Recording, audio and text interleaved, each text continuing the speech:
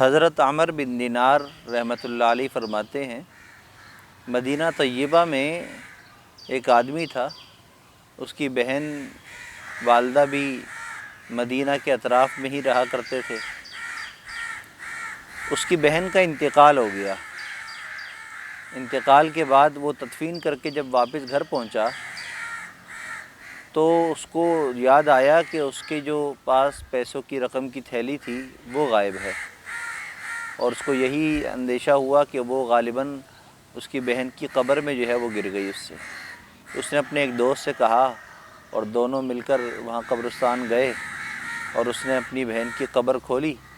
اور اس میں سے جو ہے وہ اپنی تھیلی نکال کر واپس پلٹنے لگا۔ تو اس نے اپنے دوست سے کہا کہ میں اپنی بہن کا حال تو دیکھوں کہ اس کی لحد میں اس کا کیا حال ہے۔ تو اس کی جو لحد تھی اس میں سے پتھر ہٹایا، جیسے ہی پتھر ہٹائے تو اس میں آگ کے شعلے دیکھتے ہوئے اس کو نظر آئے، جس کی وجہ سے وہ خوف کے مارے پیچھے ہٹا اور اس پتھر رکھ کر واپس آ گیا، اور اس پریشانی کے عالم میں اپنی والدہ کے پاس آیا اور اپنی والدہ سے آ کر اپنی بہن کے عمل کے بارے میں دریافت کرنے لگا۔ اس کی والدہ کہنے لگی کہ تیری بہن کا انتقال ہو گیا، اب تو اس کے مرنے کے بعد اس کے عمل کے بارے میں کیوں پوچھ رہا ہے، کیوں جو ہے پوچھنا چاہتا ہے؟ تو اس نے اصرار کیا کہ نہیں، مجھے بتلائیے کہ میری بہن کا کیا عمل تھا، گھر میں کیسے رہا کرتی تھی۔ تو اس کی والدہ نے اس کو بتلایا کہ تمہاری بہن نماز تو پڑھتی تھی لیکن طہارت کا خاص خیال نہیں رکھتی تھی، اور نماز میں بھی وقت کی پابندی نہیں بلکہ بہت تاخیر کر دیا کرتی تھی پڑھنے میں، اور جب رات ہو جاتی تو وہ پڑوسیوں کی دیوار سے کان لگا کر کھڑی ہوتی، ان کی باتیں سنتی اور ان کی چغلیاں کیا کرتی تھی۔ تو پھر اس کا بھائی جو ہے وہ کہنے لگا کہ یہی وجہ ہے کہ میں نے دیکھا کہ میری بہن کی جو قبر ہے اس کے اندر شعلے دہک رہے ہیں۔ تو نماز میں تاخیر کرنا اور چغل خوری کرنا یہ اللہ کو بہت زیادہ ناپسند ہے، اور نماز پڑھنے کے باوجود بھی آگ قبر میں جلنا شروع ہو گئی، دہکنا شروع ہو گئی۔ تو معلوم یہ ہوا کہ ہمیں نماز اور عبادات کے ساتھ ساتھ ان برائیوں سے بھی اپنے آپ کو بچانا ہے جس کی وجہ سے ہماری نمازوں کا اور ذکر و عبادات کا، قرآن کی تلاوت کا ثواب ہم سے ختم ہو جائے اور عذاب قبر کے ہم مستحق بن جائیں۔ تو نماز میں بلا وجہ تاخیر کرنا یہ بھی اللہ کو پسند نہیں، اور اس سے بڑا گناہ چغل خوری یہ تو اللہ کو بالکل ہی پسند نہیں۔ نبی کریم صلی اللہ علیہ وسلم نے فرمایا، اس کا مفہوم ہے چغل خور جنت میں نہیں جائے گا۔ لیکن یاد رکھیے کہ گناہ انسان جتنے بھی کر لے، لیکن ایک بات یاد رکھیں کہ اللہ بھی کریم ہے، رحیم ہے، اللہ بڑے بڑے گناہوں کو معاف فرما دیتے ہیں۔ تو اگر آج تک ہم سے کوئی ایسے گناہ ہوئے ہیں، ہم چغل خوری میں مبتلا رہے، یہ جو ہے نماز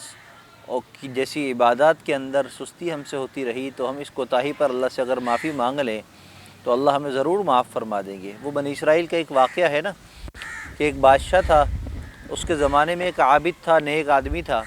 بہت معروف تھا لوگوں میں۔ تو بادشاہ نے چاہا کہ میں اس کی خدمت کروں، اور اس کو بلاوا بھیجا، دعوت دی اپنے ہاں، اس کو بلایا،